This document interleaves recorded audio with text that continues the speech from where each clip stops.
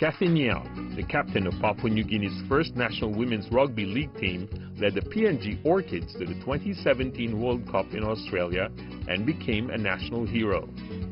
The odds were stacked against them in representing PNG at the historic women's tournament.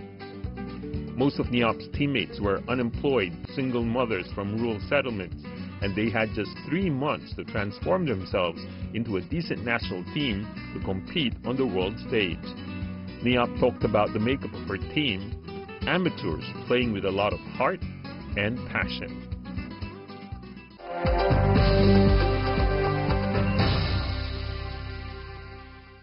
I personally am a development officer for Rugby League, but currently managing the NRL in PNG. And what about the other girls? The other girls, most of them, some of them are still in school. Some of them are mothers at homes. Mostly 80% would be jobless. They're just at the house. Is it easy to be the captain of them? It's quite tough, but they all they all have one purpose, and that is they are motivated and they always want to be the best and do the best for their team and to represent their country. When you are doing your daily training, what are some of the most important tasks for you? To set the pace and to lead by example and to make sure to keep everyone together and to work as a team. How did you start with rugby? 7 years ago, I heard only. Yes. So as a child, I grew up in my home. Everybody loved rugby league. All my brothers and uncles played rugby league. We girls would prepare the boys their water. After the games, we'd wash their jersey bags, and girls were always seen at the backstage of the hard work, at the backstage washing the jerseys and doing all that. And you know, every time I watched them play, I wanted to be like them. I wanted to play in the field to prove myself that I can be like my brothers and my uncles. Yeah. So that's what motivated me to play. And all of a sudden, there was an opportunity for me to play, and I decided to join since a woman named Wendy Cohen started Rugby League here in Port Moresby, and that's when I joined in 2011. When you were joining, people must have been having different comments. I mean, say, oh, girls playing rugby league. Oh, we had them laughed at us. Oh, yeah. And made fun of us. We were like the laughing stock for them. It was their time to laugh at us when we were out on the field, but see where when we they are laughed now. at you, how did you respond to them? We took I didn't take notice of them. I knew that I played well in the field, so I didn't care if anyone laughed. I wanted to do better and prove them wrong, yeah. Yeah, and they are wrong. They are wrong. Now we have a national team and Yes. played in the World Cup. And that's the pride of the nation, isn't it? Yes, it is. To you, what is the most difficult part about this sport? And what is the part that you really enjoy about it? The most difficult part would be it's a male-dominated sport. Yes. Like everywhere you walk into a rugby league, there's always men. And that is the most difficult part. But what I enjoy most is I play best, and I prove to the men that it can, and the other people in our nation, that we can play the sport of rugby league. We can be like any other woman. We can do jobs that men can do too, and we are equal in this society. Beautiful. When you went to the World Cup, what was it like for your girls? It was amazing. Most girls were in tears because, you know, to see how far we have come from being laughing stocks and to this stage where the flashlights was on us. Everybody was talking about the Orchids. Everywhere you go, little girls would look at us and see us as their role model.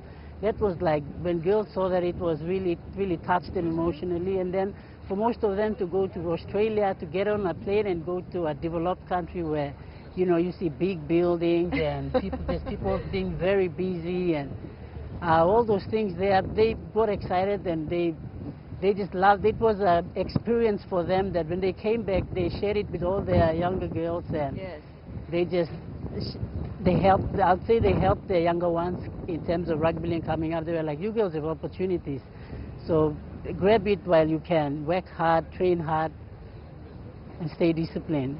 Yeah, stay disciplined. That's very tough.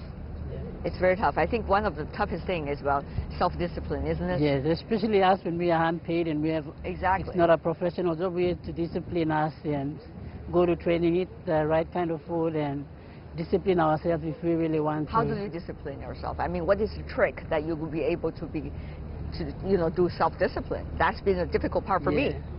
I always set my goal and do the things that I do to get to that goal. So I see. That's how I keep myself disciplined. Very important, isn't it? Setting a very clear goal. Goal and working towards that goal. You know, you think about it, Cathy, I mean, you started with the settlement, right? For many of our audience, they probably don't even know what a settlement is like.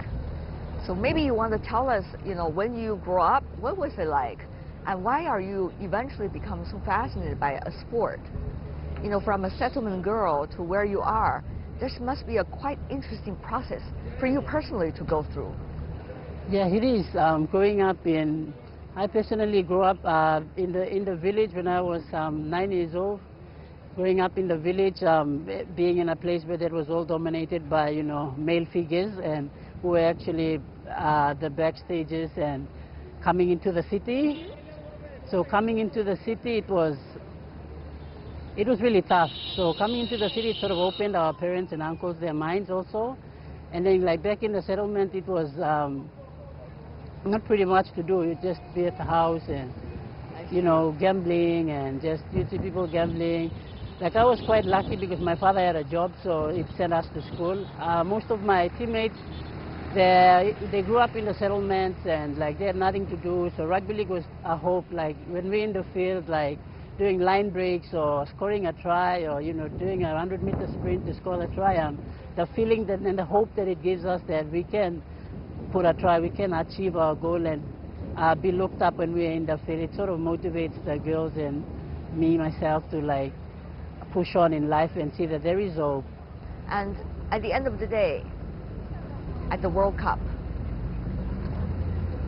before the game finally wrapped up, after all these years, with all the hard work you and your sis put into this, what was it like for you to say goodbye to the World Cup last time and look forward to maybe a new road ahead? It was really sad. I mean, if you watch it in our documentary, everyone was crying with tears. Some was like tear of joy, some was tear of that losing, like we lost all our games, or the tear of that loss, and to see that we struggled so hard, we tried so hard and struggled in our lives to come to this part, and then we lost, and it was really sad for the girls. But out of all, everybody walked out, learned something from the trip, and was very, very happy for the achievement to come all the way to the World Cup. And since it was our first game, it was a big, huge achievement for us, the current Orchids girls that made it into the past Orchid girls who made it into the team to play in the World Cup. So we achieved a lot. The World Cup was good enough for us, even though we lost. So we're really happy, and it was like a dream come true for We're proud of you. all of us. Be sure about that. We're proud of you. But you know, now you become famous, well-known in this country and beyond, you know, because you went to the World Cup, your story being told worldwide through documentaries. Your life might be very different from your quiet life in the settlement. You know, people like us came all the way from China. I interviewed you, Cathy. I mean, this is a very different life compared to what you used to have. What do you make of this life and the gain and the loss as a result? Like I said, rugby league has brought me a lot of opportunities in life. Like I graduated with a degree in accounting from the University of Papua New Guinea, but who cares about my accounting degree? I don't practice that anymore. Come on, there are a lot of accountants watching our program as well. So like, rugby league has brought me to, you know, big stages. It brought me to big opportunities where I got to, you know, meet the Prime Minister of Australia, meet dignitaries. It brought me to big receptions, and now this, like being interviewed by a Chinese TV. Rugby league has like given me a lot of things in life which I think I would never achieve if I wasn't playing rugby league. So basically, in all, sports can like make a big, huge impact on all our lives if we stay truly committed and work hard in our sporting life also. Because there's only one, like we have only one goal or one destiny in life, but we can choose whichever path that we want to go through to reach that destiny. So. You're so inspiring, my dear. Thank you so much for being with us. All the best You're to welcome. you and your team members.